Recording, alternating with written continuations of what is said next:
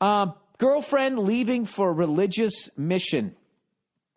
Hey, Billy Ballbag. My girlfriend and I are both college students, and although we haven't been together for too long, I could tell she is special in the way when you meet the one, you just know. She's the best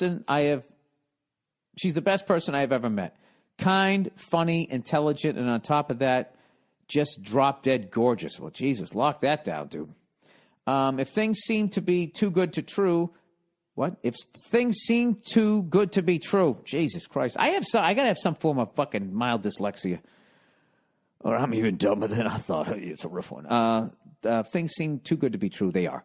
She's Mormon. Oh, jeez. And she's leaving for her mission in July. If you don't know Mormons, I don't give a shit about Mormons. Just anybody who's actively religious, you know, to the point it affects the decisions they make in life. Other than basic shit like, you know, don't throw a rock at that guy because you wouldn't want him to do it to you. You know, I'm with that. But, you know, when you start forming other opinions on your fucking religion, I don't know. It starts to get a little Scientology, Judy, Buddha, fuckingism, whatever, all of them. Throw them all in one fucking Muslonian. Just a big fucking pot. You can stick it all in a fucking pot, right? Yeah, there you go. Shove it in the microwave, right? Turn it on and don't shut it off. All right, she's a Mormon, and she's leaving for her mission in July. If you don't know, Mormons are a type of Christian. I didn't know that. And they send missionaries around the world to convert people into their religion. And she's getting sent to Zimbabwe. Fucking Zimbabwe. They leave for 2 years, have to pay for everything themselves, and aren't allowed to contact home the entire time. Why aren't they allowed to contact home the entire time? That's fucking weird. If she goes, not only would that be the end of us, but it seriously hurts chances of her future career aspiration. We both want to become doctors. I'm an atheist, but I've recently found myself praying to Jesus that she doesn't actually go, because if and when she leaves, that will be the end of it. I don't know what to do. Should I break things off now? Should I try and convince her not to go? Waiting is not an option for me because we'd be completely different people by the time she gets back. Thanks, and go fuck yourself. I don't know, dude. I'm starting to think maybe she isn't the one for you. If you're just going to, you know, if you have to debate telling her not, should I just break it off or tell her not to go? I mean, I think if you really love this woman, you'd be going, I'm just going to talk to her until I'm blue in the face and tell her not to go. And then even if she went, you'd be thinking like, well, maybe, you know, you'd have a ray of light going, well, maybe to 2 years. I don't know if we agree to fucking cool it for 2 years. You know, it's only 2 years. When you look at the rest of your life, you're kind of like, yeah, we'd be two completely different people. Should I break it up now? I don't know. Yeah, look, she wants to go to Zimbabwe, let her, you know, to spread the fucking word of whatever the fuck they're doing there. Yeah, let her go. Just, you know, what do you, listen, if somebody wants to go somewhere to go do something, what are you going to tell them not to go? Go ahead. You know, go ahead, go spread the fucking dumb shit they put in your head and go spread it on the other side of the world. It's poor fucking Zimbabwean people. Now, you went fucking Zimbabwe. You know, I was assuming you meant because it's so far away you couldn't visit her. Let's see what's going on in Zimbabwe right now. Zimbabwe. That's exactly how it should be spelled. Zimbabwe. I'd be such a great fucking speller if everything was spelled like Zimbabwe. Zimbabwe. Zimbabwe. Zimbabwe. Zimbabwe. Soon we'll be converting you to Mormon. You got to get 2 years of your life to fucking, for what?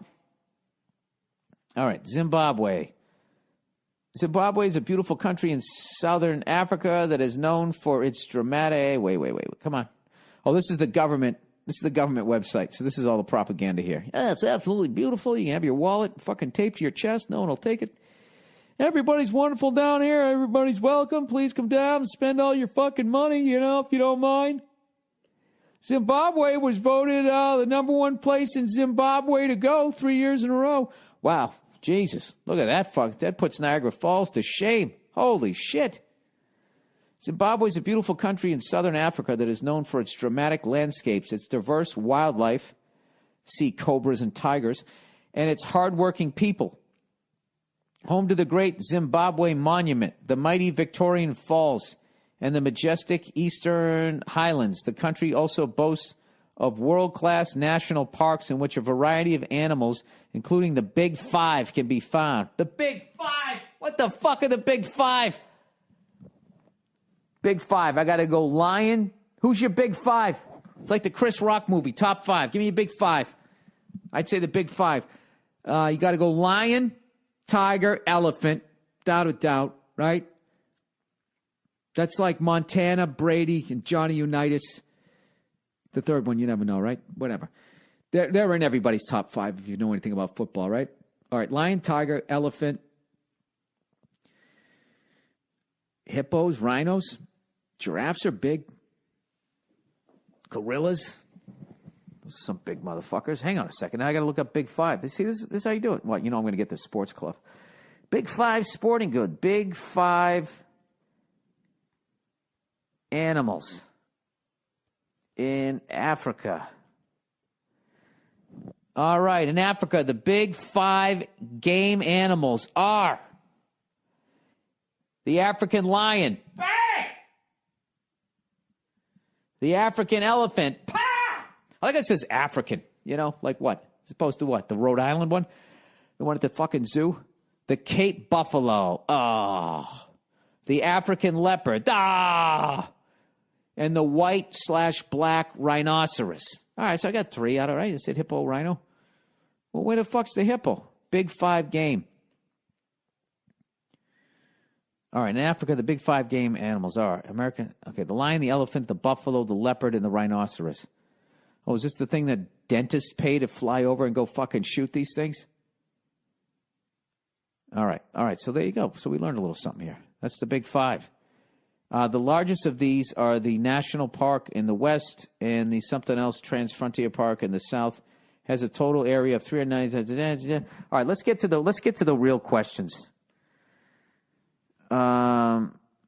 Americans welcomed in Zimbabwe. Did we do anything? Did the upper 1% in this country piss them off? All right. Americans in Zimbabwe. Are you looking for fellow Americans in Zimbabwe? No, I'm not looking for a fucking pen pal. 6 things I had wrong. This is the last thing I'll read about Zimbabwe here. All right. 6 things I had wrong about traveling to Zimbabwe. Look at those elephants. I fucking love those things. I cannot believe people kill those things. How could you kill an elephant? I couldn't kill any of those fucking things. All right, the top 5 things. 6 things I had wrong about traveling to Zimbabwe and 1 I had right. Number 1, Zimbabwe is dangerous. At Matador, we believe most travel advisories and American perceptions of overseas destinations being dangerous are way overblown. I enjoy visiting the city. The big cities, are where the most violent crime is concentrated, like in the United States. It wasn't a surprise that Victoria Falls, as well as the couple national parks we visited, felt it just about as safe and as friendly as any place can get. In fact, Victoria Falls has such a small town feel that other journalists joked it had the vibe of a U.S. national park in the off-season. All right, cool. Zimbabwe's wildlife has all been wiped out. This was a big one for me. I love seeing wildlife. This is making me want to go there. 3, hyperinflation will make buying things a total hassle. After seeing years of news coverage, hyperinflation, I'm expecting blah, blah, blah, blah, blah. I'd have to carry around bricks of $10 billion notes to buy a bunch of beer. But the currency of Zimbabwe has become so worthless, they've retired it completely, and the country now operates on a mix of foreign currency, including the South African K. Beyond the wildlife, there's not much to do or see. There's rafting, bungee jumping, micro light flying over Victory Falls, fishing, swimming. All right, well, what the fuck did you get right? I'm not reading all this shit. Look at this fucking video. Swimming in Victoria Falls? Get the fuck out of here.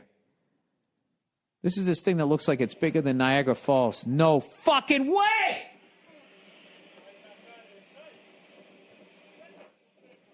So basically the water isn't flowing fast enough that these fucking guys... Okay, I got to send a link to this video. Who is the absolute fucking psycho that figured out you could do that? Dude, if you just saw the pasty, fat fucking white dude who just jumped in there. You know what's funny? He's there with two black guys, man. It'd be funny if they grabbed him and threw him over. That was for slavery. But I didn't do it! All right, let me, all right, I got a copy of that. Jesus Christ, what a fucking lunatic. There's no way. There's no fucking way. No fucking way.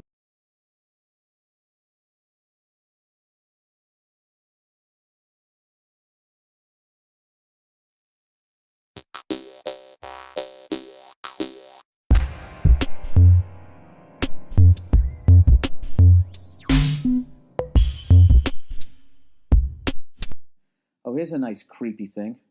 It's really not a nice creepy thing. It's just sort of a fucking creepy thing. So we rented this car when we drove up to Edmonton from Calgary. And we had the thing. Actually, we picked it up at the airport. And,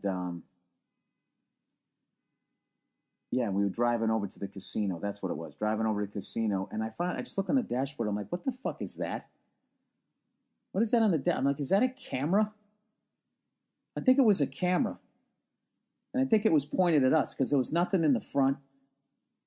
I don't know if it was the GPS antenna. I don't know what the fuck it was, but it was really creepy. So I, of course, threw a fucking newspaper over the goddamn thing. And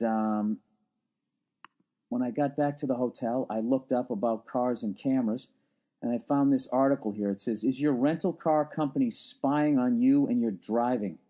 Here's how they do it. All right. Rental car giant Hertz has admitted it has cameras installed in about 1 in 8 of its cars in the United States. But those cameras built into Hertz's never lost dashboard assistant that offers routing help and local city guides have never been turned on. Give me a fucking... Really? You spent all that money and you never turned them on, you lying cunts? Hertz has said loudly and repeatedly they've never turned them on. Understand that Never Lost 6 was launched by Hertz in early 2014. The product has been out there for over a year, and only now is it causing flap, probably because most renters began noticing a creepy camera pointed at them. Understand, too, there are excellent reasons to worry about car rental companies spying on drivers, but very probably Never Lost 6 is not one of them. Hertz said it lacked the bandwidth to use the cameras anyway, but it has scorched so severely in the media flap of the past weeks that industry experts indicated that Hertz now would be just about the last company to spy on its customers. Does any of that make any sense? That you'd put a camera in there and then you wouldn't use it? You'd install a camera and, we're just a little mom and pop place. We don't have the fucking bandwidth for it. Some of this shit's funny. They actually find some people like hundreds, sometimes thousands of dollars using this shit. And basically, when you rent a car and they go, okay, you got to stay in the tri-state area or you're not leaving California, right? Some fucking guy, he left California, went to Nevada and then Arizona. And then they gave him I don't know where the fuck it was. He was slapped with a bill of $3,405.05 by adding $1 per mile to each of the 2874 miles he had driven because he had crossed the California state line into Nevada. To me, that's funny. Okay? Because that guy's a piece of shit. He lied to the car company. All right? I'm not just saying Hertz is a piece of shit. People who buy rental cars and they treat them like shit are also pieces of shit. But but to sit there and film people and then, they're going to start recording conversations. Do you understand, like, in the future, okay, you go to run for president, like, what could, like, bring you down is some fucked up thing you said, some argument you had in the car with some girlfriend you're not even with 20 years earlier, and they just bring that up in the middle of the debate. Like, I think in the future, like, once you become a public figure, they will just have on a disc, and it's all going to be logged. anything you ever fucking did, like questionable shit, good shit that you did, all the balance, you know, they'll probably just have like a pie chart. Okay, here's his life disc, you know, and the good stuff is in whatever, green or yellow, man, right? All the nice, friendly fucking colors. And then the bad shit will be all in like red. I don't know if you're prone to depression, there'll be like some blue in there. And they'll just look at the big pie chart and try to judge it then overall what kind of a fucking person you are. It's I don't know, it's really creepy. This is another one that was funny to me. It says in Florida, rental car companies are notorious for literally shutting off engines of cars that cross state lines. The cars may be restarted upon agreement to pay the new fees. That's fucking hilarious. Now here's my question. How do you know they're not in the left lane doing 90 miles an hour with somebody on that bumper and you're just going to shut off their car? You have to wait until the car stops. I would like to think that. But I don't know. Part of me, I don't mind if they track you with the GPS as far as that, and if you leave the state lines. I mean, that's only fair. You're fucking lying to them and the technology exists. But that shit to start recording conversations and videotaping you is like, I don't know, man. That really crosses a line. I don't know. Some people say, well, what about all these assholes texting and driving? They're killing people and that type of shit. There has to be a better way. What do you guys think? There's got to be a better way to keep. I mean, I don't even know how safe you have to make the world. I mean, there's too many fucking people. Can you let some people die? I mean, I know that's really morbid to say that shit, but I don't know. I'm kind of a fucked up person. So why would you listen to me? Why would you listen to this podcast?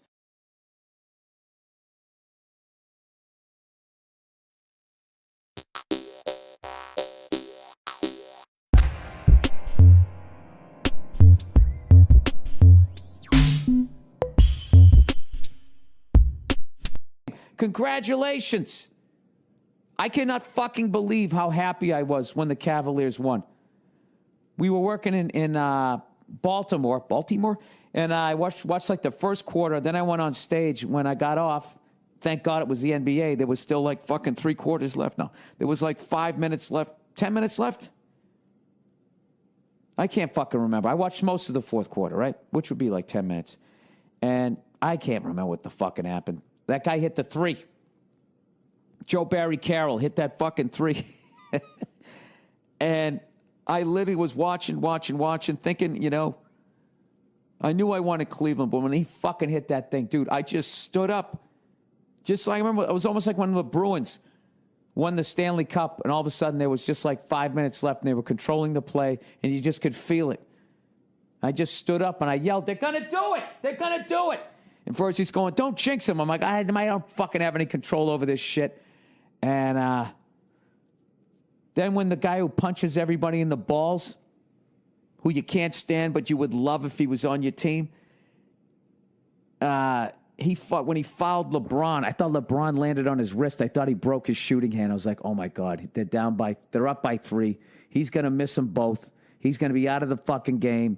And then the honor roll student's going to come down, hit a fucking 3, do one of his little skippy fucking dances, you know, that makes you want to give him a leg sweep, right?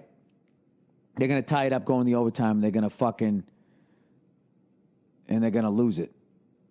And he misses the first one, and I knew he was going to hit the next one. He seemed all right. I go, he's going to fucking hit it. Bam, he hits it. That was great. I got to tell you, a little bit too much crying for me, though. I didn't mind LeBron crying, but I don't know what the fucking, that guy in that suit on your bench, I didn't see much of him, you know, because, you know, LeBron coaches the fucking team. What's his name, Lou? I mean, that guy was like bawling. I can understand LeBron. It was just a lot of crying. I was trying to picture Pat, like the Lakers winning it, Magic Johnson crying like that, and then fucking LeBron. No, I mean, not LeBron. Fucking Pat Riley also crying like that. Bent over, and like his hair comes down, you know, because the moose isn't holding it anymore. You know what? It's a different time. This is what happens when you put Dr. Phil on for fucking 20 years. You know, you just keep backing guys into the, open up. Well, ladies, there you go. Is that what you wanted to see? Bunch of people falling to their knees. And you know who started it? Chris Bosh started it. I actually respected the fact that he did it. You know, he just got it out. He lost the fucking championship. He was sad. He just fucking cried.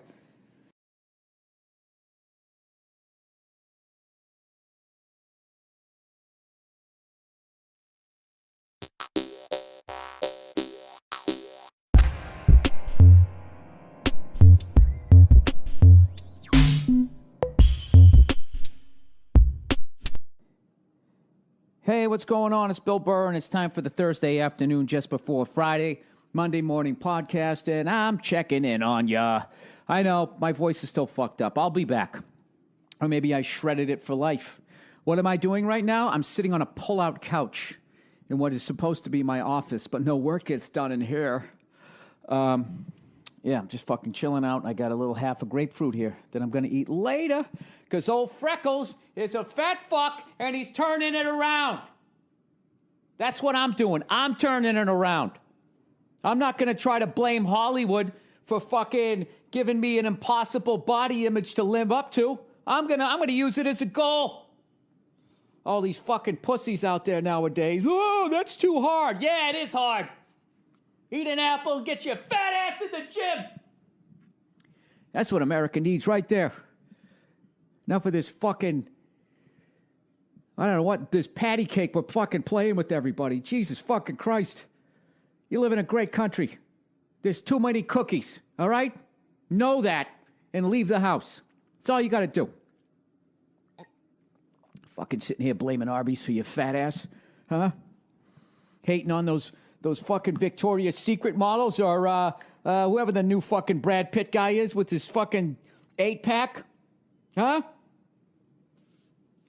Oh, that's been airbrushed. Oh, fuck you. You're fat. You ate a Big King every fucking day for the last 20 days. That's your problem. It's not society. It's that you have a car, they have a drive-through, and you have singles in your wallet. Where are you going to spend it? Drive your fat ass down to the supermarket, just like my doughy midsection. I'm bringing it down there, looking like the fucking freckled.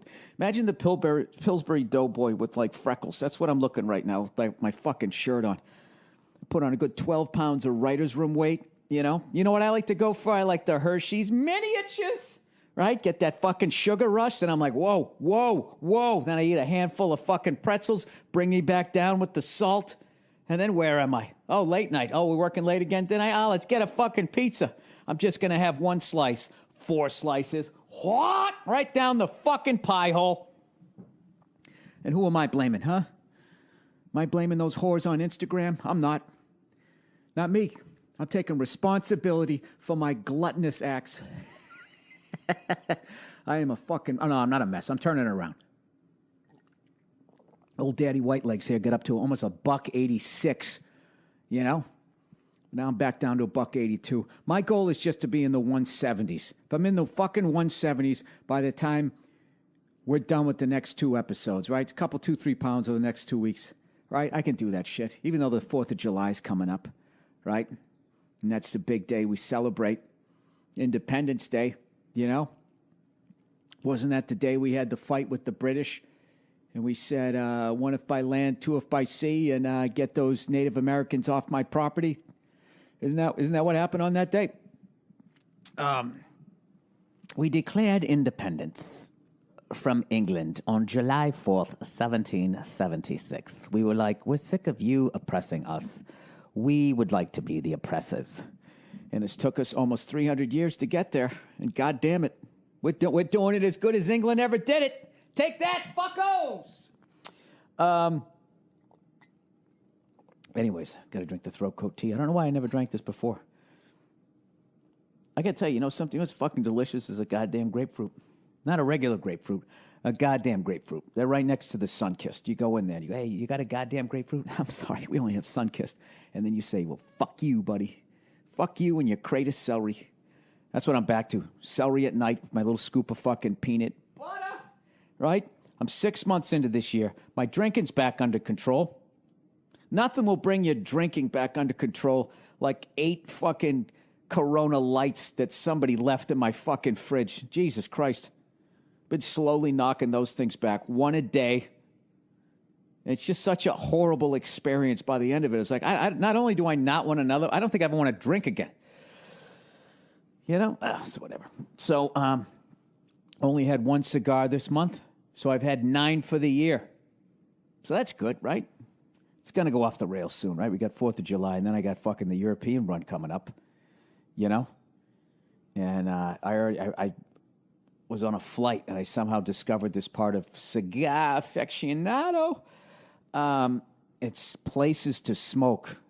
If you like cigars, people, go on cigaraficionado.com, and you click on, search Cigar Aficionado, 1F. Who knew?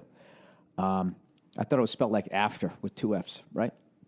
I'm kidding. I just love other people when I play up how stupid I am. They just love, you know, yeah, you guys dumber than me. Nah, you're right next to me at the Applebee's, right? Just order your fried fucking pickles, you cunt. Cigar Aficionado, 1F, doesn't fuck. And Google places to smoke. I mean, it's fucking, it's incredible. So I've done that all across Europe, but I just did it like every 5th city or something, so I don't go off the rails when I'm over there. So I got a couple of days in London. I'm going to smoke there, and then I think I'm just going to fucking haul ass for the rest of the trip and maybe take a few days off, little vacation, little holiday, you know, somewhere down the Mediterranean, right? Look at old fancy Freckles. You like this? What a fucking life. Flunked everything in high school, huh? You need 2 years of a language. No, you don't. You just need to be a silly cunt and have enough people get into you, and all of a sudden, you too cannot add up how much your vacation costs and then get a credit card bill and be like, oh, what the fuck?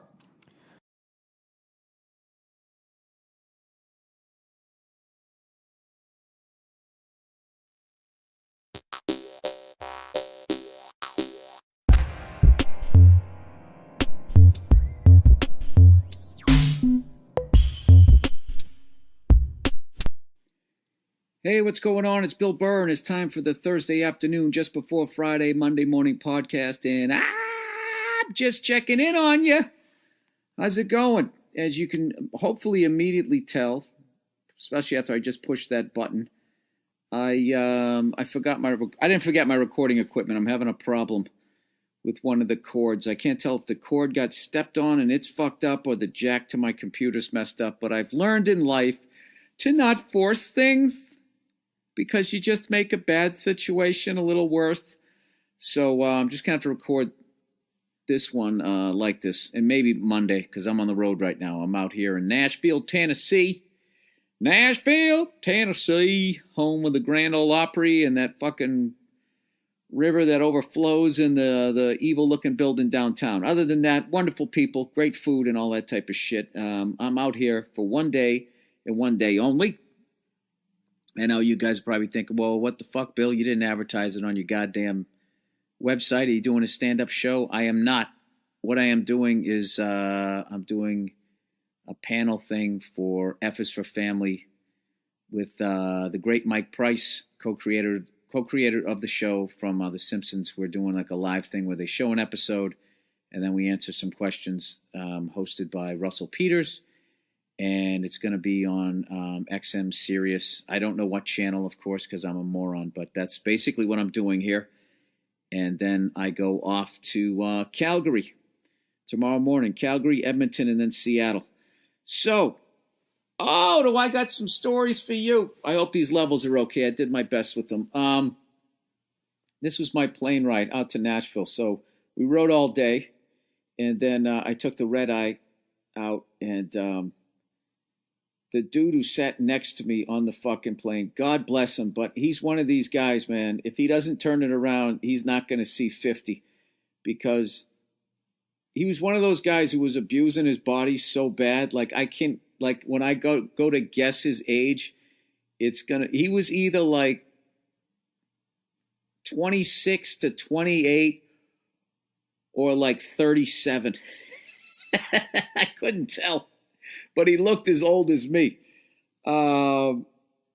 He looked like if he was my age, you're like, dude, you got like another 2 years, because if you fucking did that to yourself for close to 48 years, you would be done. This fucking guy, man, holy shit. He put on a display.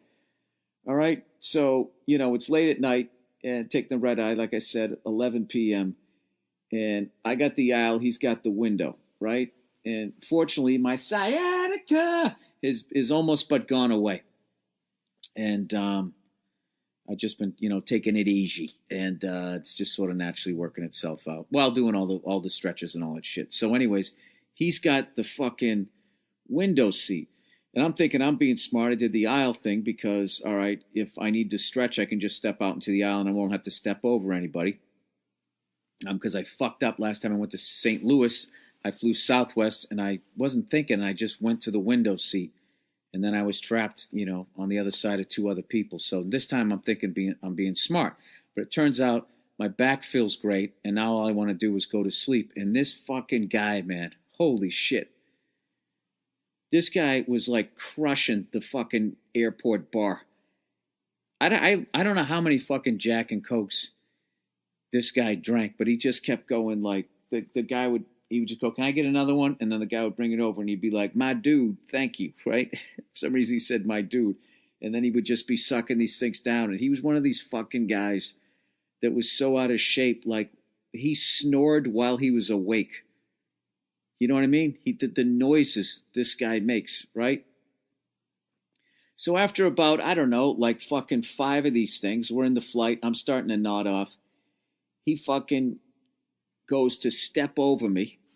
Mountain of a man goes to step over me, which of course sort of wakes me up. And he goes into the bathroom and I notice he's wearing his socks. Fucking animal. This guy is like trying to kill himself from all sides. You know what I mean? Death comes from the mouth, but he's also trying to fucking speed it up. Try to go into the express lane by bringing a little in through the fucking pores of the bottom of his feet. People, it's not your fault that you weren't raised right, but you got to look around in life, okay? You got to do the fucking math. I almost think, what do you think is grosser? To be in your bare feet or in your socks? I know initially the bare feet is worse, but there's something about the socks just absorbing it. And like, the next day, if you put them on again after you took a shower, you still got the fucking shit in, because it's going into your feet no matter what. One of the grossest things. So the entire fucking flight, this guy is just pounding Jack and Cokes. I mean, he must have had like 9 of them on like a, I don't know how long that flight is, like 4 fucking hours, and I'm trying to sleep, and I can't get to sleep because, he's a big guy. He's a cool guy. He was trying to step over. At one point, I did that Vietnamese gambler squat, and he goes, "What are you doing? You praying over there? You all right?" And I said, "No, I got a sciatic nerve issue." And he goes, "Oh, man, that sucks." So I couldn't get mad at him because he was friendly, but every time he went to step over me, he'd fucking wake me up, and then I'd look, and he'd be going into the bathroom just wearing his socks, and it just was driving me fucking nuts. So finally, all I'm thinking is, oh my God, when this fucking mountain of a man goes down, like he is going to snore like, I've never had the displeasure of sleeping next to Tony Saragusa, but I imagined he was going to sound like whatever that guy sounds like at like 2 o'clock in the fucking morning, right? But it was the weirdest thing. He was snoring while he was awake, but when he went to sleep, he didn't make a fucking sound.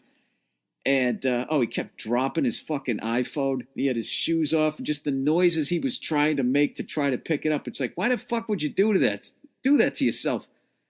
These fucking people that treat their own bodies like a rental car, I just don't understand it. It's like, you can't return this fucking thing at the end of the weekend. You got to keep, this is the vessel that's going to bring you around for your fucking life, I mean, I should talk the way I fucking booze, but I still do my jumping jacks, and I do a couple of cartwheels to keep the stomach down, So anyways, the flight fucking ends. My travel is all fucked up for whatever reason.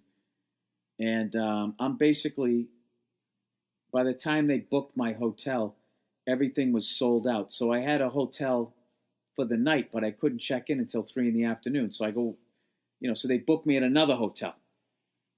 And the person, the travel person goes, "So you got to check in at this hotel, at 5:30 in the morning, and then check out at 12, and then check in for the other places is like at 3 p.m. It's like, is that cool?" And I'm like, "No, it's not cool. Like, do you ever travel? Is that the way you set up your travel? Do you want to switch hotels?" you know, in the same fucking city you're staying. But I mean, I don't have any choice, so it's going to have to be cool. So I fucking take a cab over there. I get to the place at like fucking 5:30 in the morning. This is like planes, trains, and automobiles, right? I get there and they're like, what's it under? And I'm like, oh no. I'm like, Bill Burr. They're like, yeah, I don't see it. I'm like, William, Rumple fucking Stilsky. We don't get it, right? And the guy keeps going, I'm sorry. I'm like, well, I know it's not your fault. So now it's like fucking 5 in the goddamn morning. I got no place to stay. And he goes, well, the bellhop can take you over to the fucking Waffle House, right? Sorry if I make mic noise here. I got to move this laptop around because I want you to fucking hear this thing. So they go, yeah, I'm sorry if, sorry about that. So now at like fucking 5:20 in the morning, I got no place to stay till 3 in the afternoon. I'm fucking dead tired. I couldn't sleep because old Fatty Cakes over there was drinking the fucking Jack and Cokes all night, stepping over on me with his fucking piss and shit infested soaked socks. And now they don't have a room for me, and now I'm going to a Waffle House, right? So I get to the fucking Waffle House, at fucking 5:45 in the morning, half expecting to see Jay-Z finishing the end of that song, that old fucking thing, go to the Waffle House, then we're going to do it again, or however the fuck it is. Well, I guess he'd be walking out with her, right? To bang her, and then kick her out at 7 while Beyonce sings Lemonade in the background. I don't know what the fuck it is that those two do. I don't pretend to know. I'm an old man. Anyways, so I walk in there, a bunch of fucking characters, and I'm bleary-eyed. I'm not even fucking hungry, but I know I can't just sit in there like some sort of vagrant. So I order some eggs and a fucking waffle, and I'm sitting there, and there's this black guy in there wearing a suit, and he's like an anomaly. I don't know how to, he's a black guy, but he isn't funny. It's very rare. It's like an obese Asian. It's very rare that you see like obesity. Just I don't know what food they eat over in Asia, but I mean, whatever they're doing it right with all the vegetables and the stir fries. Because those people are in phenomenal shape. And who's kidding who, right? It's very rare you meet a black guy who isn't funny. And this fucking guy is not funny, and he won't shut the fuck up. He keeps telling jokes, and he's laughing at his own fucking jokes. And I want to stab myself with my fucking Waffle House fucking fork. So at one point, he just won't shut up. And then finally, one of the waitresses makes a joke. Well, the other waitress goes, don't be walking up behind me. You don't want to basically fuck with me. And then the lady goes, no. She goes, I don't fight pregnant women. And she wasn't pregnant, okay? But admittedly, it was a decent joke.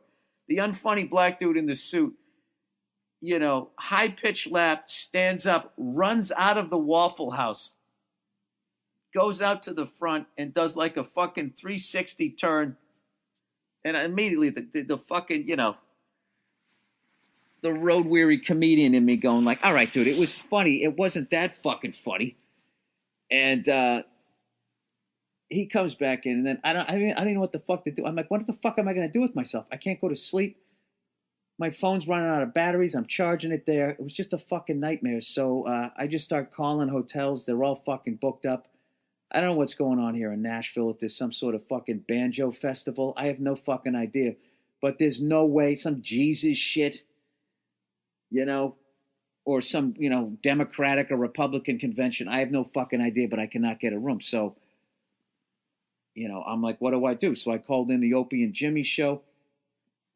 I talked to them for a minute, and then I was just like, what am I doing? So I finally called a cab, and I just went over to the hotel that I was supposed to be at. And they were like, oh yeah, somebody called, said fucking last night if we could get you in. Unfortunately, we cannot. Blah, blah, blah, blah, blah. So I at least checked my bags, I felt like a fucking homeless person when I was in the Waffle House with the unfunny black dude, and I had my fucking bags on the inside of myself as I sat in the booth made for 2 fucking people, but I was sitting there by myself, right? So I got to the hotel. I at least checked in my bags, and they had a fucking, like a couch in the lobby of this place. They go, we're already cleaning a room. And at this point, it's 6:30 in the morning, and I'm like, great. Whenever you can get me in, if I got to pay extra, I just don't give a shit, right?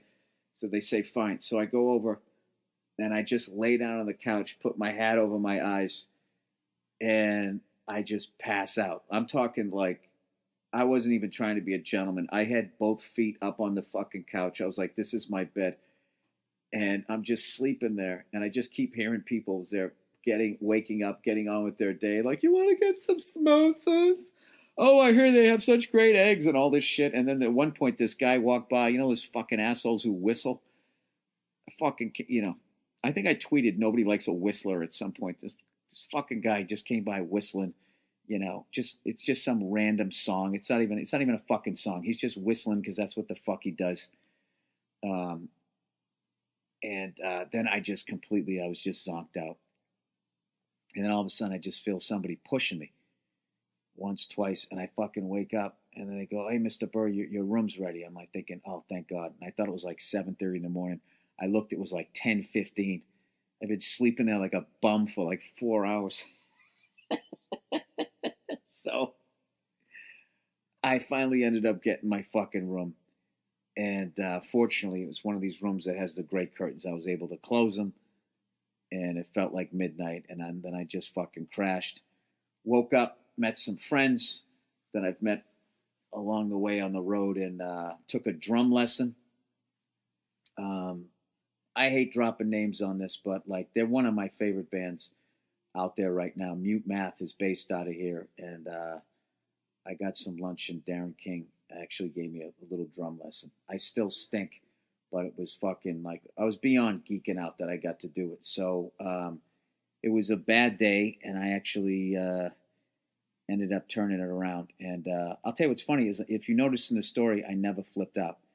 Bear with me. Watch your ears. I got to click and drag this thing over. Just hang on a second. I apologize. Here we go. It's almost over, and it's over. I just realized I have no idea how much time I'm doing here. The fuck does this mean here? 447?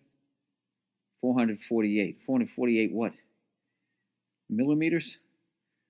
Is this the metric system? Where the fuck's the timer? How do I tell how much time I'm doing? All right. You're just going to have to fucking deal with this. I apologize. Anyways, I got this weird thing when like major shit happens, like I don't flip out. Like bigger shit like this, I don't flip out. Little shit bugs me. Like 20 minutes ago, I'm going down in the elevator and we just hit every fucking floor. And every fucking floor is another person coming on, a fucking full-grown adult wearing a name tag around their neck. Like it's their first day of preschool. And everybody knows everybody. Hey, Carl, like the shorts. You wearing those to the meeting? You're crazy, right? Down one more floor. Every fucking floor. It's getting more and more packed. And then I have to sit there and listen to office humor, right?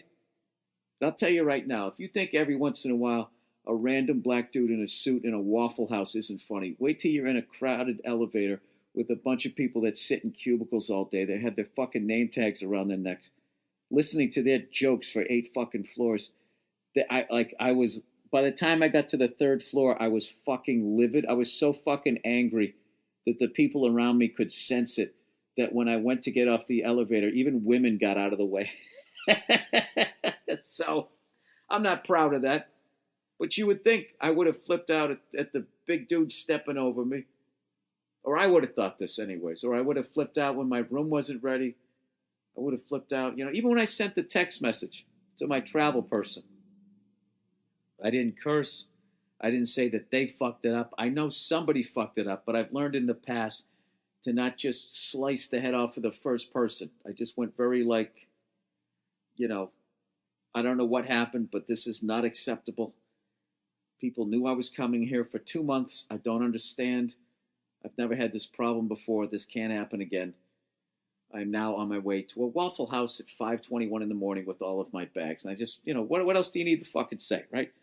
So, anyways, it all ended up working out. And I got some great food out here. And I ended up running into one of the cast members of Nashville, which is my wife's favorite fucking show. Unfortunately, it just got canceled. And I ran into the guy, Charles Eston, and he was the coolest fucking guy ever. I was like, oh, my God, my wife loves your show. Is there any way I could get a picture? And he goes, no, put it on video. He goes, watch this. He goes, you do the intro. He was so fucking cool. So I just was like, hey, Nia, I'm in Nashville. I ran into one of the locals, and then it turns and it's his face. And he just goes, hey, Nia, thanks for watching the show. She freaked out, and I got some good points. So thank you to Charles for making my making my married life a little easier. So there you go. I don't know how much time that took up. According to GarageBand, I'm at 540 something. 540 fucking of these. Oh, they counting the little things? What's that, 540 seconds? Am I really supposed to do that math? Have I not done 10 minutes yet? 600 seconds is 10 minutes. Oh, Jesus. I don't even know what I'm talking about at this point.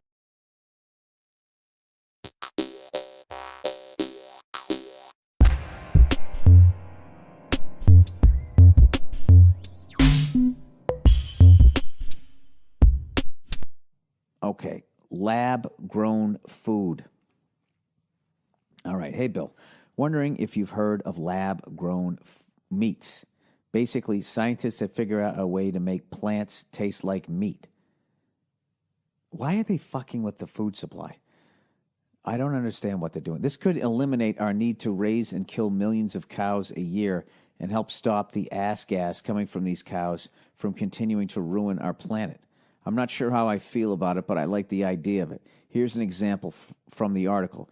The Impossible Burger is more than just peas and carrots smashed together. It's the result of some pretty high-tech research. Brown's team analyzes meat at a molecular level to determine what makes a burger taste, smell, and cook the way it does. He wants his burger to be squishy while raw. Gross. Then firm up and brown on the grill. He believes everything from an animal's fat tissue to muscle cells can be replicated using plant compounds. Before starting the company, Brown had a hunch that a certain ingredient made meat taste different than other foods. I had a strong suspicion early on that, I don't know how to say it, hem would be the magic ingredient for flavor. Not hemp, said Brown. Here's a link to the whole article. Would you eat this? Thanks, come back to Boston. No, I try not to fuck with that type of shit. No, I would not eat that. If I want meat, I eat meat. If I want ice cream, I get ice cream. I don't get low-fat ice cream. I don't try to eat ice cream that doesn't make me fat because you're going to pay the price somehow. All right? And the reason why there's so many fucking cows shitting and farting into the fucking air is because there's so many people. The problem, time and time again, there's too many fucking people. That is the fucking problem. So, okay, we all switch to these fucking plants. Then what are we going to do? Then we're going to need all this water to grow all these fucking plants. We are too much of a fucking burden on the natural resources of this planet. We need to thin the fucking herd. That's the deal. That's it. Everybody, if you want a kid, you have 1, 2 at the fucking most. So, you're not creating more people than there is you. Right? Would that work out? No, that wouldn't work out. Because then if they both have 2, then you created 2 people and who then go create 2 each. No, it keeps getting bigger. 1 kid, right?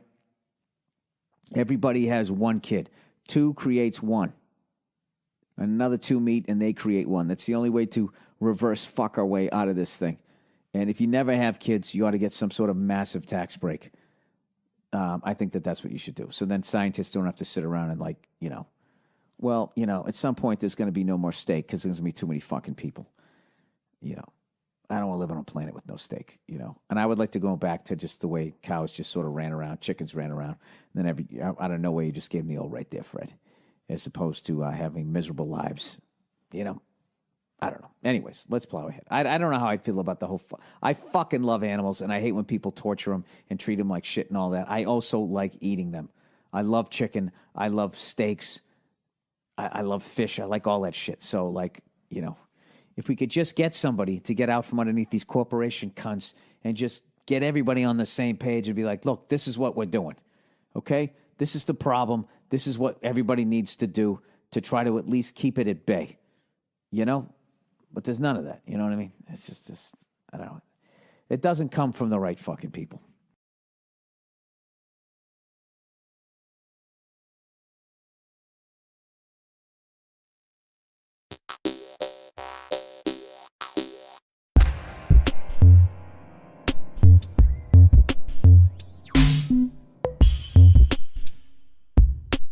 All right, basic training.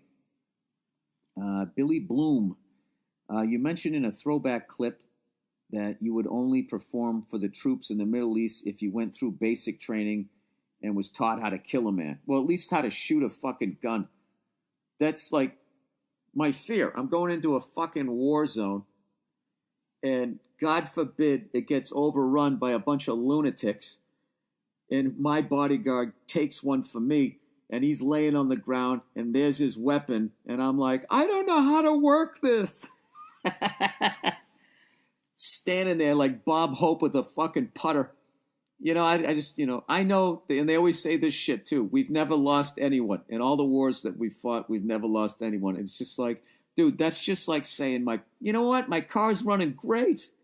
You don't say shit like that. Anyways, he said, was wondering if that's as true as it was when you said it in 2008, I believe. You're in better shape these days, and perhaps so is the Middle East.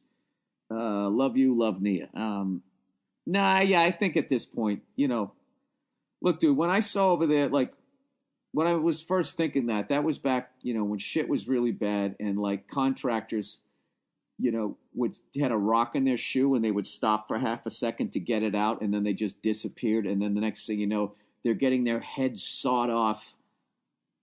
What a fucking way to go. Jesus Christ. You know what I mean? And I've also, one thing, one of the reasons why I've been, any success that I've had in life is I've always understood what I suck at.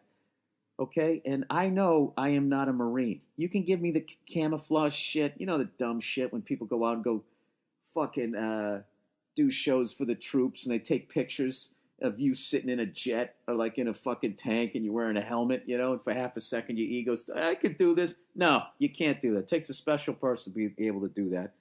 And I know that's not me. Actually, to really be honest with you, I wouldn't want to go through basic training because I am a fucking lunatic to begin with. And the last thing I need to do is dehumanize any more people in my fucked up brain. Yes, I am afraid of to go down that rabbit hole of how nuts am I, okay? I like to feel that I'm a mainstream psycho, It's kind of like my drinking. Like, I know I drink way too much, but I have it under control. But I know a couple of circumstances. Well, I'm too vain to drink myself to death, but I could definitely, I knew enough not to fuck with hard drugs, because I saw what they did to, like everybody. I think everybody in my country at this point, I hate to say it, at this point, you've lost somebody to that. I've lost two friends of mine outside of comedy, and then obviously a number of comedians to that type of shit, and both friends of mine and then comics that I was fans of and that type of shit. So I always knew not to fuck with that stuff. But as far as going over there, yeah, I would definitely do that. I would definitely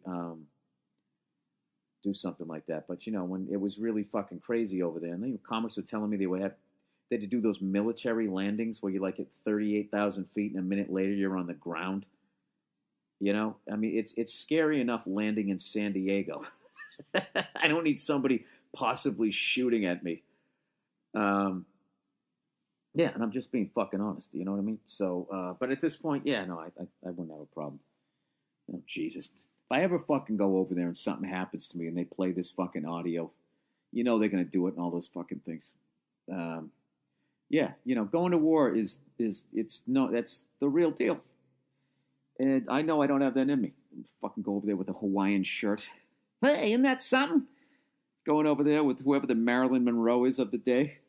And she's out there singing, happy birthday, Mr. General, or whatever the fuck goes. I have no idea what happens on those shows. But I know like fucking Artie Lang went into this shit in like Afghanistan, like fucking like crazy. You would never catch me doing that. That guy's got more balls than I would ever have. No. But yeah, I'll go to the big base that already has a Best Buy on it. I'll go to that one. Whatever military base over there that already has a monorail, I'll go to that one. Maybe like an Orange Julius. I'll check that one out. But I would definitely do it, without a doubt.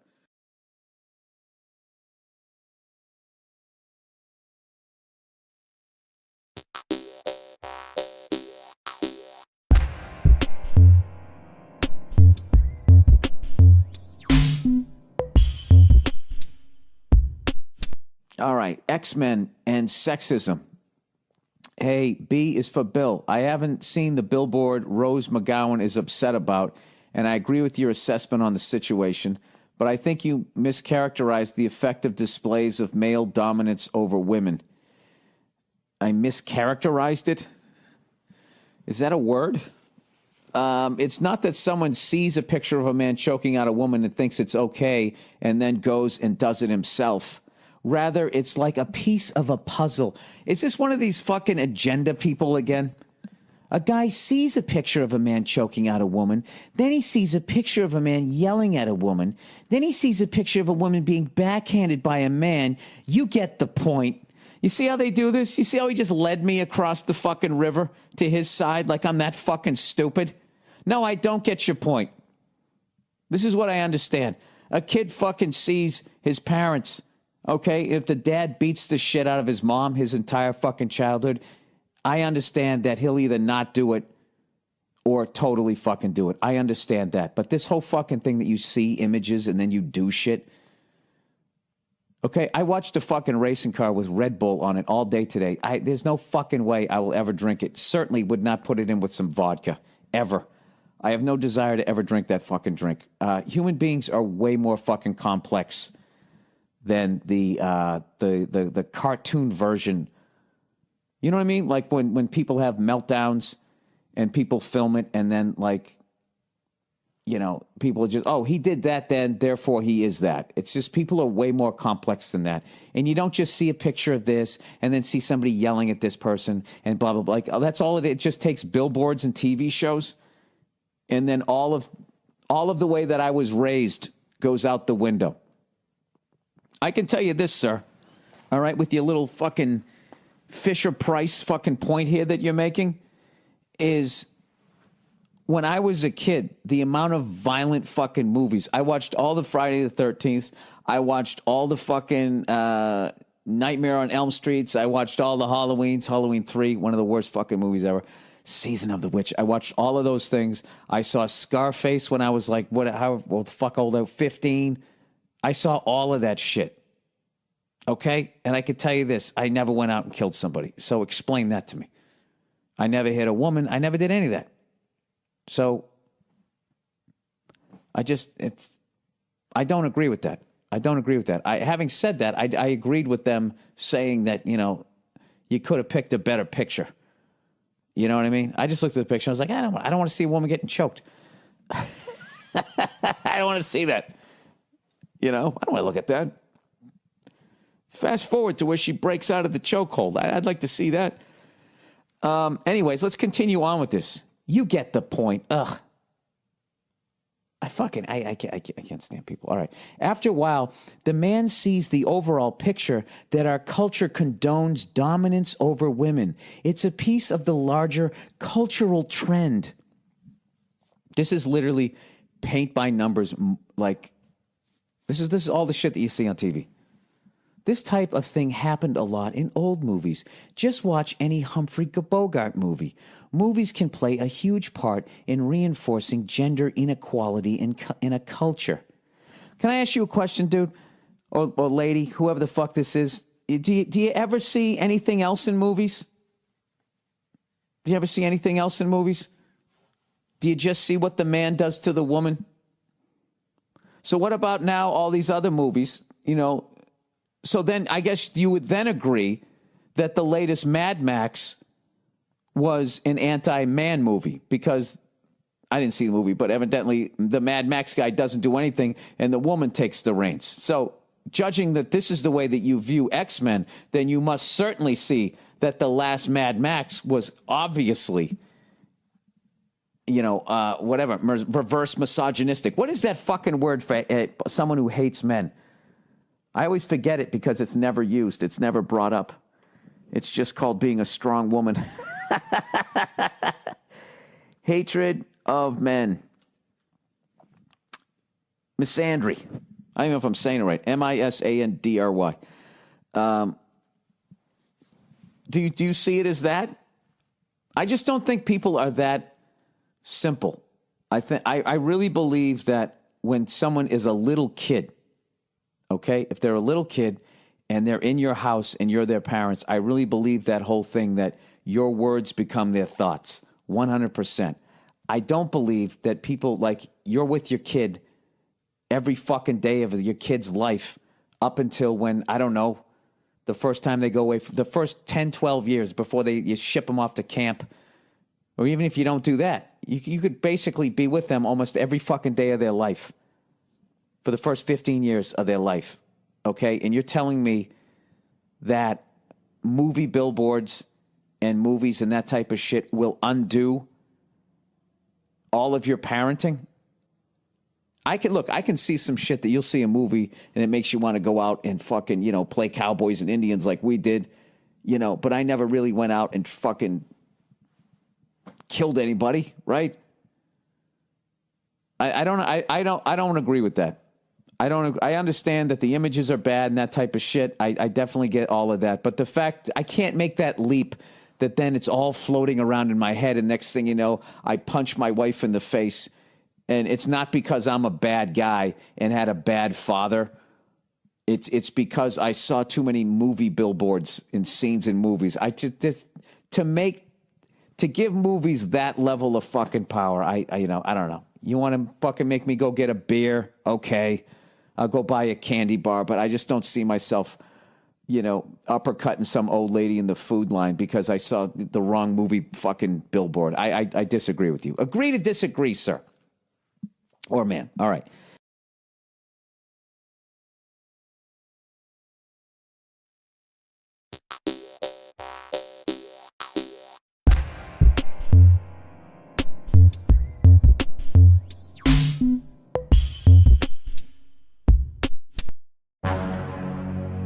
Like a boss.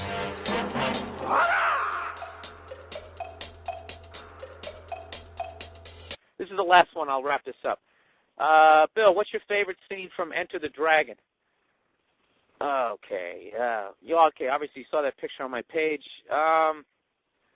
Jesus Christ, there's so many. The steroid, the Asian on steroids, the first time he comes out and he beats those 5 guys up, he beats them to death in their pajamas. He does that shit where he jumps up in the air, mushes their head, and that last guy he just squeezes to death. I'd say that's probably my favorite scene. The first time you see that steroided guy, and because that guy really scared the shit out of me. But the last time I remember watching Enter the Dragon, the only thing that really stuck out in my head was this is obscure. The fact that the sound effect that they use when somebody hits the ground in that movie is the exact same sound effect that they use when you watch the Pink Panther.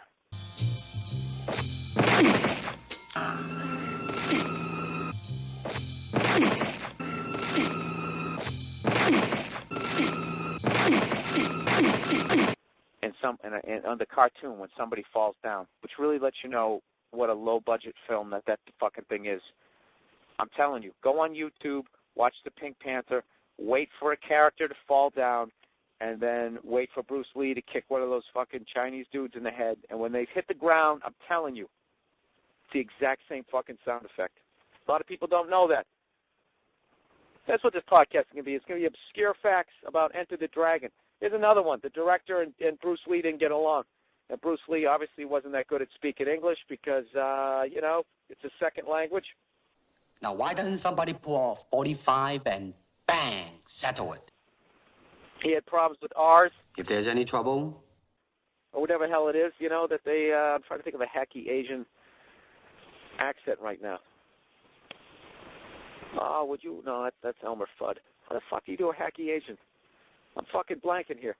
So anyways, the guy, he couldn't speak English that well, and the director didn't like him, so the guy was deliberately writing dialogue that would trip Bruce Lee up. Like in the very beginning, they make that character's name Mr. Braithwaite, which I can barely say, and I speak the fucking language. So next time you rent it, watch him try and say it. Hello, Mr. Lee. My name's Braithwaite. Hello, Mr. Braithwaite. And, yeah, and then that's it. And then the fucking podcast petered to a grinding fucking halt. All right, I got to wrap this thing up because I'm literally bombing on my own podcast here as the NyQuil is kicking in. Don't think. Feel. It is like a finger pointing away to the moon. Don't concentrate on the finger or you will miss all that heavenly glory.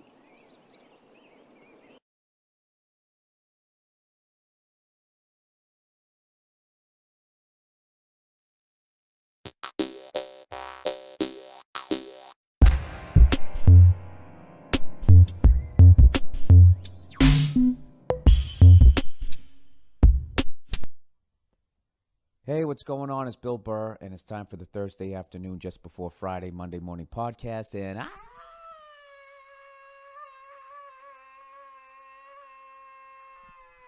just checking in on you. How's it going? How are you? How's your week going? Oh, that's wonderful. Now, I know a lot of you guys last Monday were very upset with me when I was speaking in code, and you just couldn't, about my European tour. You were like, well, wait a minute. It rhymes with Bund and Mingland. Well, where the hell would that be? I'm not some sort of sleuth. I can't figure that stuff out. I got to start breaking down code. This isn't what I signed up for. I signed up to listen to an angry half a leprechaun, bitch about getting a sunburn. All right, well, I can actually announce some dates. I don't know why I can't announce all of them. I don't know what the big fucking secret is. It's not like I'm going to go over there to start spying on you. But here's the ones we got so far. Actually, that the tickets are going to go on sale. I don't even know how to fucking say these places. Colston, Colston Hall in Bristol, UK. Announced 5:25 at 10 a.m. All right, so the tickets are on sale. Oh, this is when I announce it. Well, I'm announcing it on the 26th. The tickets will go on sale on May 27th at 10 a.m. BST, whatever the fuck that means. Britain Standard Time? I don't know. Billy's Stupid Tits? I have no idea. You can get those at livenation.com, artist/Bill Burr -, whatever. The link is on my website. That's going to be August 3rd. On August 4th, I'm going to be in fucking Manchester, England, home of Man United. I'm going to be there on August 4th. And those tickets will also go on. Those tickets will go on sale on the 26th. That's the pre-sale. To sell subscribers only. Whatever the fuck that means. I don't know what any of this shit means. For all you normal people, I guess who don't have cell phones, for all the old people, tickets for everybody else will go on sale on May 27th at 10 a.m. Billy Stupid Tits time. August 5th, where am I going to be next? Oh, I'm going to be in London, England, at the Apollo Hammersmith. These things go on sale at, once again, May 27th at 10 a.m. Britain Standard Time. God Save the Queen time. I don't know. And August 8th, I'm going to be in Edinburgh, Scotland. The fuck's the fucking podcast? Sorry for the bad accent. Pleasance Grand. 2 shows there. I think I'm doing 2 in London, too. I can't remember. I don't pretend to know these things. Those will also go on sale on May 27th at 10 a.m. All right, and I got some dates. I got 3 dates in Ireland, too. And I got something in Amsterdam. I think that'll be it. Nice little 10-day fucking run there. Go over there, stare at you pasty cunts and see where my freckles came from. That's what I'm doing. Oh, I can't wait. I cannot fucking wait, We are knee-deep, neck-deep into writing this season. We got the table read here in a couple hours for episode 5. Then we do 6, 7, 8 in June, and then 9 and 10 in July, and then we fucking edit them for the next 10 months. Not even 10 months, whatever. For the next 6 months, we'll be editing all this fucking shit. And we'll basically have them, and then they'll come out May of next year, and you guys will sit down with a 6-pack of beer, and you'll burn through them in about 3 hours. And then be like, where the fuck's the next one? And you know what? We'll make you some more because we're having a great time. But I'm not going to lie to you. It has become my life, and I don't know what the fuck's going on at all. I know that Donald Trump was here yesterday having a rally down in fucking Anaheim, which I thought was pretty perfect for him to be heading down towards Orange County with whatever the fuck it is on his head to talk to a bunch of people that, you know, whatever the fuck they did to their face. You know, I swear to God, Hollywood gets so much shit for, like, you know, like everybody out here has plastic surgery. I'm not saying they don't, but at least it's decent. Jesus Christ, you go down to fucking Orange County with all those Real Housewives and those Bruce Jenner-looking dudes. You know what I mean? Remember when Bruce was still Bruce? Remember when Caitlyn was still Bruce? And the dude had his eyes done, you know, and the nose and all that. They all had like those fucking, I think I did a bit about that in my act. They all have the Bruce Jenner eyes. And I thought it was bullshit. I was, you know, when my wife would watch the Real Housewives of Orange County, I'd be like, all right, they picked the 6 biggest psycho couples they could find. People down here don't look like this. And then I went down to Irvine. I was playing the Improv, and I walked around the mall, and I was like, wait a minute. These fucking people, I don't know what they're doing out here. I think when you get into warmer climates and people have to wear less clothes, they really start doing the plastic surgery shit. You know what I mean? All you guys in those winter climates, you can hide in your puffy coats, you know? Sport coat, button-down shirt. I'll never forget that when I used to work in a warehouse. When I was a young lad, full head of hair, fucking abs, the whole thing. Half as many freckles, you know? Sunny outlook on life. Oh, it was a long time ago. I remember once a year we'd have the company picnic, and all these fucking suits who looked like they were in at least halfway decent shape, they'd show up in T-shirts, and holy shit. Jesus Christ, the fucking rolls just fucking spilling out, pushing out the fucking T-shirts. It was horrific. I just remember looking at these people going, this guy's running the company? I'm taking orders from this type of shit, and they could feel it too. They could feel it. They felt the eyes looking at him. Shame. You could shame people. You could fat shame people back in 88, 89. Not anymore. Not anymore. Now I'm the problem, right? It's not their fucking 8,000 calories a day, you know? It's what happened to them when they were 6. That's why they're eating fucking ice cream with candy bars in it. Sorry. Anyways, let's plow ahead here. Yeah, so I have absolutely no idea what the fuck is going on at anywhere, at any time, anything. All I know is I'm in a fucking writer's room. Now, evidently, me in St. Louis.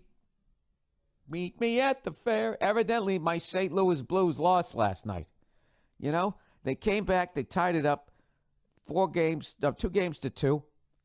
And that's the last game I saw because I've been stuck in this fucking room and I forgot to tape the last couple of times. You know, because we had one. Every once in a while, you just have a fucking a story, and you're trying to do it. Everybody's got 15,000 notes. You know, this isn't tracking. It's not on the page. I don't think we earned this. What's the motivation? You got to raise the stakes.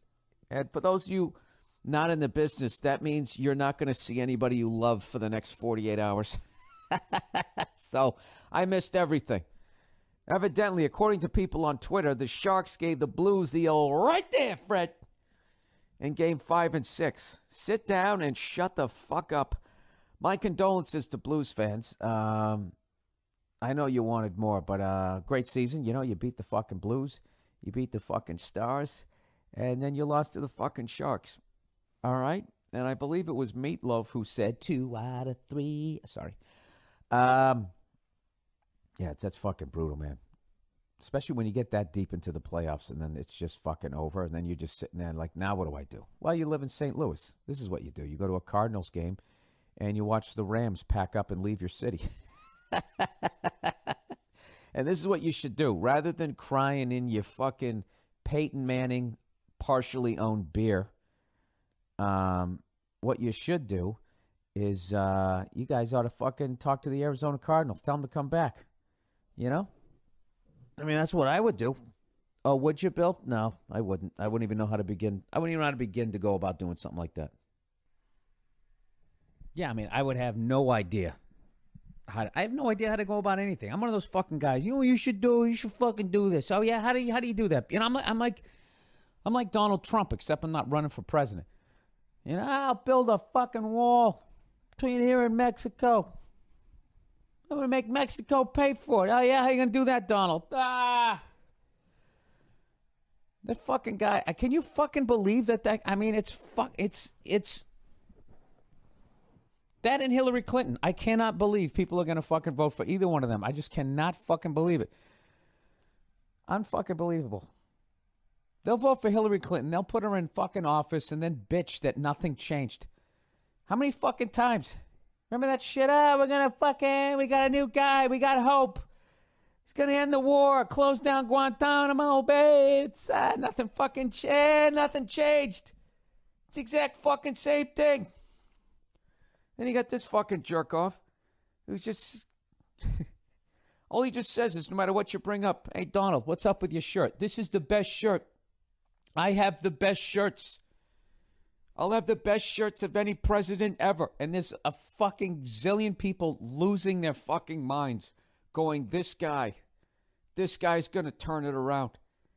I guess he said the other day he took a physical. He's 69 years old, and he said the doctor said I have the best body. The best body of any 69-year-old he's ever seen. Like, how do you not see, like, you know what he's like? Remember that guy who wrote The Twist? Come on, baby, let's do the twist, right? And then next summer he comes out, hey, write another hit song. Twist again, like we did last summer. It's the same fucking song. The guy actually referenced back, like, you know, do you remember when I wrote the same song? It was a year ago. The fuck was that guy's name? I know it wasn't Charlie Pride. Chubby Checker. You know what's worse about anytime you bring up Chubby Checker, then somebody always has to tell you the story of how he got his name. Well, you know, there was Fats Domino, so they said Fats, Chubby, Domino, Checker. Yes, everybody's heard that story. We all saw Dick Clark tell that story, and then everybody told it in the fucking bars, you cunts. Anyway, so... Oh, I haven't given you guys the update on my sciatica. Sciatica. Sciatica. I think I found the cure for it. I have not sat down for more than fucking, I don't know, 6 seconds for the last like 48 hours, and it seems to be doing wonders for me. That's the hardest thing about having sciatica. Other when I drive to the fucking office and come back, I basically stand up in the writer's room, and when I'm sick of standing, I just lay down on the floor like one of those fucking animals at the airport. Some of the pictures you guys are sending me, too, are fucking hilarious. This guy sent me one where this guy was like, you know, they have the row of chairs. He was sleeping underneath them, like perpendicular to them. So he had his legs, his ass, and his lower back were underneath the chair, laying on his front, and then he was like holding on to like his hooded sweatshirt that he was using as a pillow. He had that all wrapped with his head on the side, like a little kid sleeping with the stuffed animal. I mean, gee, like, how long has your flight been delayed that you just lost that much, I don't know, respect for yourself that you're going to fucking lay? I mean, who's kidding who? I mean, I get on a plane every once in a while. It's a long fucking flight, you know. You might kick your shoes off. You got your socks on. You keep your socks on top of your shoes. You might do something like that for a minute, provided your feet don't fucking stink. Provided you took a shower that day. You got on some fucking fairly new socks and a fairly new pair of sneakers. There's nothing wrong with that, but Jesus Christ, you start walking around the fucking plane, going into the bathroom. Animals.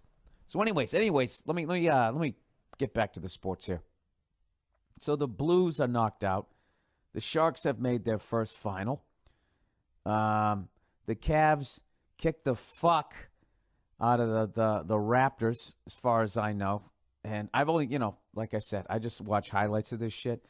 Dumbest fucking move was the Raptors to start doing the wagging the finger. Why would you do that?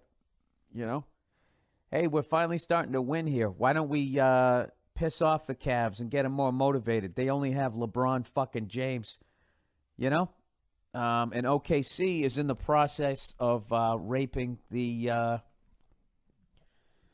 fuck are they? The California Seals? Who are they playing? Golden State Warriors. Jesus Christ. And I've missed all of it, and I don't know anybody on any fucking team. I mean, other than the Stars. I know those guys, so I'm going to shut up about it. But tonight I'm going to tape Game 7 of the Pens Lightning, and I'm also going to tape the OKC game because I want to see if they're going to close out the Warriors. And then, it's funny. All you need to do is just watch highlights. You could still host a sports show, I got to tell you right now, if I'm whoever makes the finals in the East, let's say Cleveland wins, I'll tell you, if I'm the Cleveland Cavaliers, I got to be concerned with the Thunder of Oklahoma City, considering they beat the Spurs and they beat the Warriors. Two perennial favorites out in the West. That's amazing, the shit that they're doing out there. I wish I was watching it, and I didn't, so I'm going to shut up about it, all right, before it's any more excruciating to all you cunts out there. So we're sitting there writing the fucking show, and there's all these goddamn fucking, like, stormtroopers driving up and down the street. You ever see those fucking lunatics, cops, like the riot gear ones, that you'd think you'd only see them. You'd think you'd only see them in like countries where they have like a dictator, where the truck is driving down the street and they're standing on the outside of it, holding on to it. Like just way, way over the top. Like, what the fuck? I thought I lived in a democracy. What the fuck is that? They were driving over to like Jimmy Kimmel because Trump was going to go over there and say that he was the greatest panel guest ever. And they're fucking driving over there like lunatics. One of the biggest bullshit things ever is that in this country, you're allowed to protest. It's such bullshit. You're not. You show up to protest, you're standing there with your sign, and then the cops come down and they beat the shit out of you. That's basically what happens. Or you file for a permit and they tell you where you can protest, and it's down the street and up over a fucking hill. And if you even remotely raise your voice, you get a billy club to the face. And that's pretty much every single fucking country out there that considers itself a democracy. Now, the ones that have a fucking dictator, you're not even allowed to do it. They just come out and they shoot you. So I guess, compared to getting shot, it's fucking unbelievable. I just don't fucking get it. Like, what is wrong with a bunch of people chanting with signs? I'm not talking about the people who start jumping on cop cars, because those are the guys that they always show. But even if you don't do that, they just come down and they beat the fuck out of you. I'd hate to have that job as a cop. It's got to be so weird driving down there going like, wait a minute, these are fellow Americans. They're protesting. This is the sign of a healthy democracy. And then you got your guy, when I tell you to slam the club on their fucking head, you're going to ask me how high? But they had like all these fucking trucks and shit. They were just flying up and down the fucking street, And then they'll put it on the news, and there'll be 8 people that were flipping the fuck out, and that's all they're going to show. And then the other 1,000 that showed up and were just sort of standing there, and they're all going to get defined by them. You know how it works. Well, I guess I'm doing that to the cops, right? Defining them by all the ones that beat the fuck out of them. That's what I like to do, people. I like to make a point, and then I like to just completely fucking destroy everything that I said. You know what? This podcast just be called the I Have No Answers. I have arguments, but I have no answers. Hey, have you guys visited the All Things Comedy website, atc.com? Have you been there lately? Well, you should. Some of the greatest podcasts in the free world are on there, and I'd appreciate if you'd swing by, check it out every once in a while. If you could, if you're getting sick of this podcast, there's plenty of other podcasts to listen to. By the way, I got to tell you this. I couldn't sleep last night, right? So like 4:50 in the morning, I'm on Twitter, and for whatever reason, I'm just fucking looking at shit. And I put my phone on silence, and I turned all the volume down because Nia's sleeping next to me. And then there was a video, and I clicked on it, and I thought because everything was off that I could just fucking watch it with the sound down. You know? I was watching, those things where somebody falls down and they put it to a song, and there was somebody doing like those fucking, a burnout, spinning around and shit, and fucking slammed into this guy. So I wanted to hear what song they put it to. I didn't want to see that. I just wanted the screen to be bigger so I could fucking see it, and I pressed play, and it came on full blast. And my wife just goes, Jesus Christ, what the fuck? I flipped out, and I was like, sorry.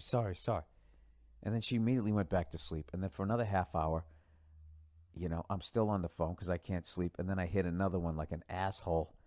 Wasn't thinking. I just wanted to see what happened to this person. And she fucking sat up, and she literally did the Ralph Cramden. She just goes, out, pointed at the fucking door. And I wanted to start laughing, but I knew she was going to get mad at me. And then she just went back to sleep, and I didn't leave. But I'm waiting for her to wake up so I can tell her that she did that, depending on how tired she is. 'Cause she might be pissed at me. Might still be pissed at me. You know what? That's one of those later in the day ones. At the end of the day, when she can go to sleep, I'll fucking bring it up. Anyways, what the fuck can I finish on? I really don't have anything to finish on other than I'm excited that we're doing the table read for number 5. Next week, we write all week. We don't have a table read. And then 3 weeks in a row, we do episodes 6, 7, 8. Week off, just writing, no table read. And then 9, 10. And then I'm fucking done in the writer's room. And maybe my fucking ass over here can fucking stop sending electric jolts down my fucking leg. I'm laying down in the room now, guy. I feel like fucking like some Howard Hughes without the money. This fucking Wolfman nails. I saw somebody the other day when I was in the airport and they were playing classical guitar. You know what I mean? And it sounded beautiful. But the only thing that sucks about playing classical guitar is you got to grow your nails like a fucking Wolfman, on one of your hands. And it's all good when you're sitting down playing guitar. But the second you put your guitar down, it looks fucking gross. Am I out of my mind? And I guess that's no reason to stop. There's a few instruments you always have to pay the price for, like trumpet. Trumpet's one of them, You start playing the trumpet, you get that fucking callus on your lip. It's one of my favorite instruments ever. I love the fucking trumpet, but I would never play it because I wasn't willing to pay the price. And plus, I knew I would only be okay at it. Who wants to be okay with a fucking trumpet callus? Not this guy. I'll tell you that right now. All right, now, here we go. I'm going to give you my predictions for all the game 6s and 7s out there. And you can take all of these predictions to the bank. And they won't give you shit for them because I haven't watched any of these series. The Golden State Warriors will win the next game. Will they? I don't know. I didn't see the game. All I know is everybody said the exact same thing. I'll tell you, this team is a lot longer and a lot more talented than they're used to seeing. Everybody did a version of that. I guess they're long and they're talented. And the Warriors haven't seen anything like this, even though they played Oklahoma during the regular season. But I don't think they were looking at them. All right. The Tampa Bay Lightning will win Game 7 tonight. All right, so I feel like I'm 0 for 2 already. And what else we got? The Cavs. Oh, the Cavs are winning the next one. That fucking series is over. You don't fucking wag your finger in fucking LeBron James' face or any of his teammates. Are you out of your fucking mind? All these fucking actors running around, bulking up, putting on their fucking underoos, playing these superheroes, right? And all these fucking nerds going down to fucking check out who could fucking win, the Hulk or Captain America. And what about Thor? Well, he's kind of stupid. He just has a hat and a hammer, If you cut his hair, his fucking hammer breaks. All this fucking bullshit, And then you got these fucking Comic-Con cunts who actually dress like superheroes for real and walk around and try and stop crime. You know what I mean? Because they just so want these superheroes to be real. Well, just go to a Cavs game, you stupid cunt, and watch LeBron James. Okay? LeBron James could grab Batman and Robin in one fucking hand, throw him through a plate glass window, and he'd still get the and one if someone was hanging off his other fucking arm. Okay? Just go buy a ticket and sit down like a fucking gentleman. Stop standing in line with fucking 50 people dressed like Chewbacca and Aquaman down in San Diego, whatever the fuck you go, so you can sit down and talk to the cast of, I don't fucking know, one of those goddamn shows. What is a, I guess mine's a Comic-Con show, huh, now that I think about it.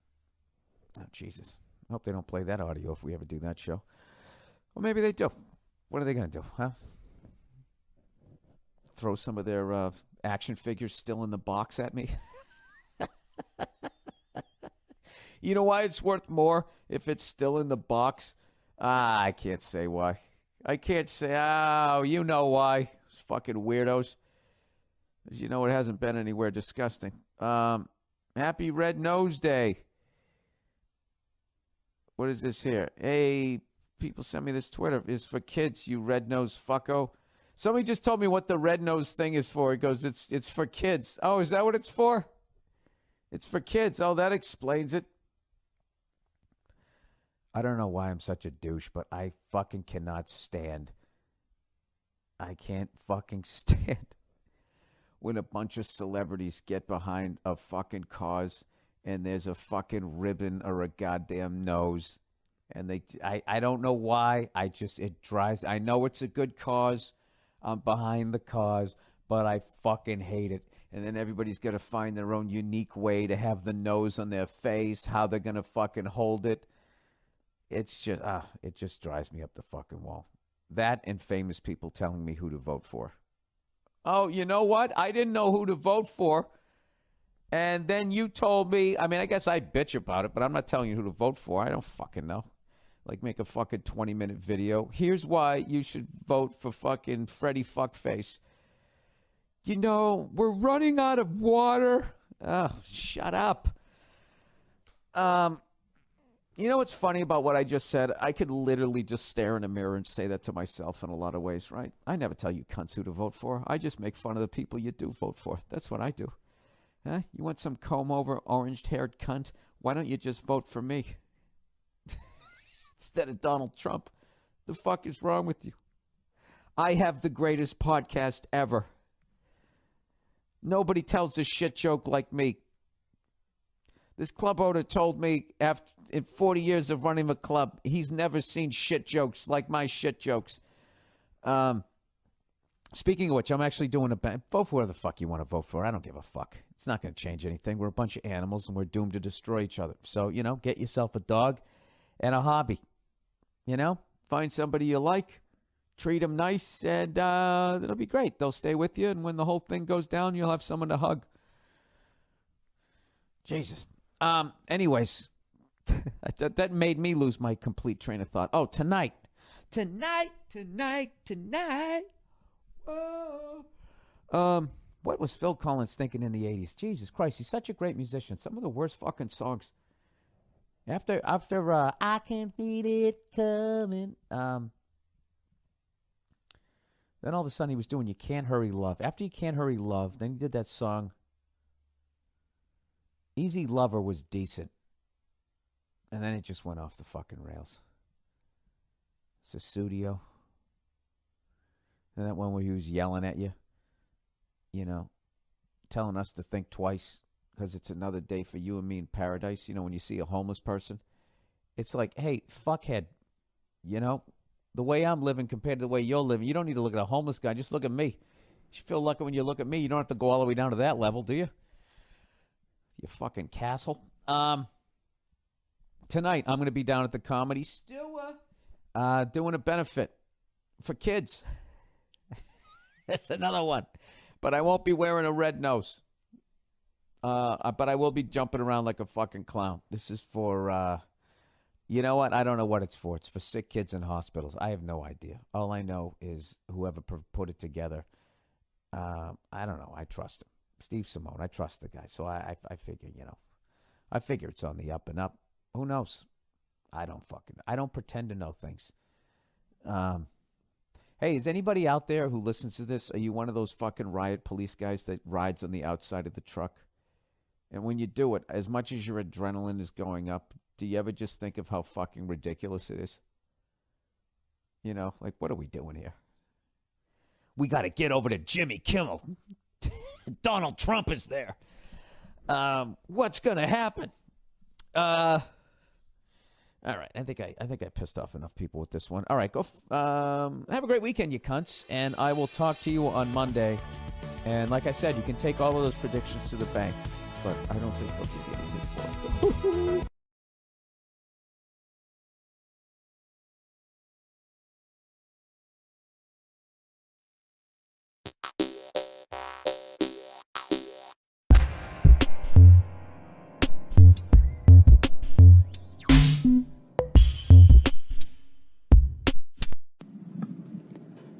Hey, what's going on? It's Bill Burr, and it's time for the Monday Morning Podcast for Monday, May 16th, 2016. How's it going? How are you? How's your life? Are you liking your life? Are you enjoying your life? Do you hate your life? Would you like to make a change? Well, fortunately, there's a solution. With my new 7-part, 8-track tapes, I'll help you turn around your life by making me a rich motherfucker. First thing you do. Anyways, I am in a great fucking mood. It's actually Sunday when I'm recording this. It's Sunday, and I got the fucking juices flowing, baby! Juices are flowing. Blood is flying through my system right now. Heart rate is fucking wonderful.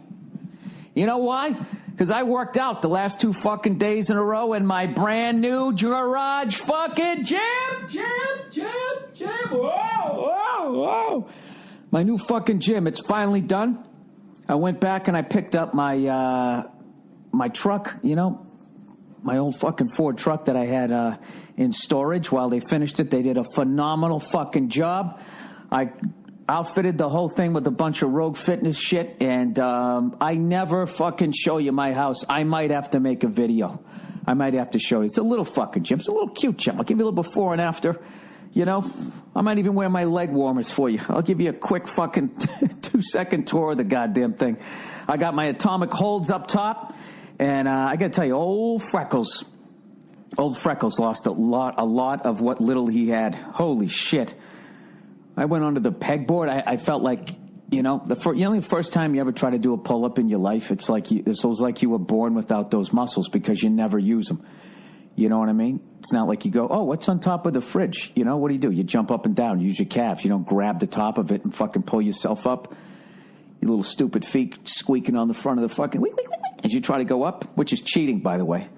And if you ever made a video of it and you put it on YouTube, I'm sure there would be hundreds of thousands of comments saying that it was an epic fail refrigerator pull-up.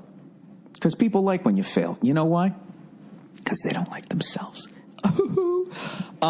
Anyways, so it's done, and I'm so fucking psyched. Of course, there's a few little doodads we got to do. Nia wants an elliptical in there, you know, which is fucking hilarious to me because she could give a rat's fucking ass about this gym and still until it started coming together.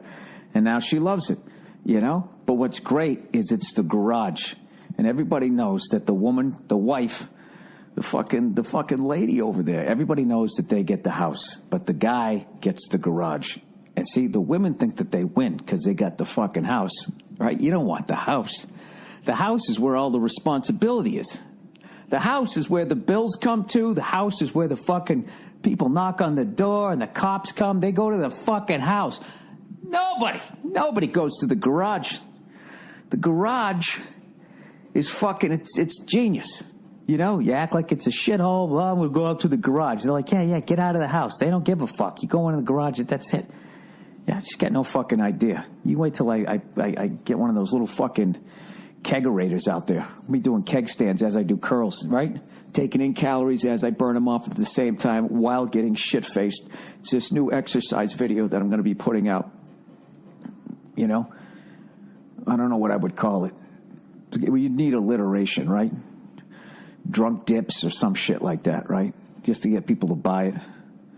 Alcoholic aerobics. That's too wordy. Not too wordy. Too syllabally. I don't know. Whatever. I'll brainstorm on it. You know?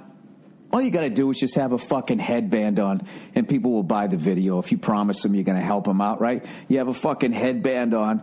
They spray a little fake sweat on you, and then, you know, all you got to get is a couple of hotties behind you just smiling and shit, right? At the very least, somebody can jerk off to it, right? The next thing you know, they start flying off the fucking shelves, and then what do? You add on to the garage. Add on to the garage. I've told you guys forever, my dream fucking house. My dream house. I don't even know what the house looks like. I just know what the garage looks like. The garage, don't you see, as my dad loved to say, the garage, don't you see, would be a 3-car garage, right? One for me, one for her, and the other for whatever, for my old fucking truck. All right, and then upstairs. There'd be an upstairs. The upstairs would have a gym, it'd have a drum room, and a fucking cigar bar / fucking sports bar. That's what it would be. Okay? One door in, one door out. Maybe a fucking little ladder to go up onto the roof to barbecue, right? And I think if every fucking guy had that, there's no fucking way you couldn't be a happily married man, because you just could be in the house. You got your kids running around. Everybody's freaking the fuck out. And I need a break. I want to be fucking single, you know, without the whoas. I just want to fucking just sit and drink without you fucking people in my, what's left of my hair. That's where the upstairs comes in. And then you just go up there. You have a great time while you slowly kill yourself, you know? And with every cigar you smoke and every drink you have, you know that you're one step closer to death, which is a great thing because it's a release, you know? I don't know. It started off happy. It got a little dark there towards the end. You wouldn't know that I'm a happily married man by saying all that stuff. But I also am, by nature, I am a fucking loner. And, you know, I just need to get away from people every once in a while. And, oh, dude, that would be the fucking shit, you know? Have a couple of cool fucking dogs. Those dogs that fucking lay around and like to howl, you know, like a fucking bloodhound, right? Just sit there watching the game, getting hammered, you know? Soundproof walls, you can't hear your family, and you're just sitting in there. Every once in a while, you look over your fucking bloodhound. Hey, Rusty, woo! And the dog would join with you. Yeah, you fucking get it. You fucking get it, right?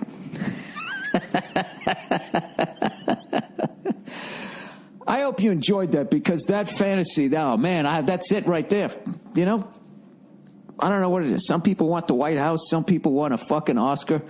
And then some people just would like to be able to get a tan and have a 2-story fucking garage. That's it. You know, I'm part of that third group. Part of the third group, everybody. So anyways, I fucking went down there, used all that Rogue Fitness shit that I bought. And like I said, you know, these guys are not paying me or anything like that. They actually sent me those colorful weights. Now I don't know what the fuck to do with them because I have more weight than I need. So I got some stand-up shows coming up in the LA area. If you're building a fucking gym, you know, and how do I make this a fair contest? I don't fucking know. If you're building a gym and you listen to the podcast and you want some colorful plates, some weights, I got them, because I was going to take it over to Play It Again Sam's or Play It Again Sports, whatever the fuck they are, but they're just so goddamn insulting. You know what I mean? If you think that bald-headed cunt on the pawn shop show, how we just fucking, you go in there, no matter, you got a bar of gold, and the guy's like, yeah, you know, how much you want for this? You're like, well, the market value is fucking whatever, you know, fucking $1,200 an ounce. Why don't you give me $1,000 an ounce? And he's like, so what do you really want for it? What, I want to fucking smash it over. Go fuck yourself. Like, what a fucking business. People coming in selling their old fucking hair dryers. You know their ass out, right? And you got to fucking take as much out of their crack as you can. I get it. You know what? It's a business. I'm going too hard on that guy. God bless him. God bless him. All right? So play it against sports is the same fucking way. You'll come in with something with the price tag still on it. And they'll go, yeah, I'll give you like $1.50. You know what I mean? It's just like, I mean, they make Richard Rollins look like a saint. I mean, these fucking guys bust you down so bad. It's like whatever you're selling them. It's like, how about I give it to you for free, but I get to hit you over the head with it first? How about that? Don't give me any fucking money. How about I just mush it right in your fucking... I'm not doing that. So I would rather give it to a podcast listener for free, but I'm not shipping these fucking things. It's like, I don't know what it is. I think it's 2 45-pound plates, 2 35s. I don't know what it is. They're fucking big and they're heavy. That's all I know. Whatever. They're free weights. So anyways, went down there yesterday. I did fucking chest and tries. Today I did the upper body stuff, all the body weight shit. Nia wanted this speed bag, which I thought was a little fucking stupid. You know what I mean? I always hated the speed bag, unless you're really training for a fight. You know what I mean? Then you go to your fucking cubicle. It always seems silly. It just seemed fucking disrespectful to people who actually fight for a fucking living. Like the level of respect that I have for people that do that for a fucking living. Just the fucking courage it takes to do that. But of course now it's up there. And I'm down there. What did it? What did it? Fuck. I'm doing it. So now, of course, I'm going to get fucking obsessed with that shit. I don't know what it's going to do for me. I'm hoping it's going to bring my freckles out, you know?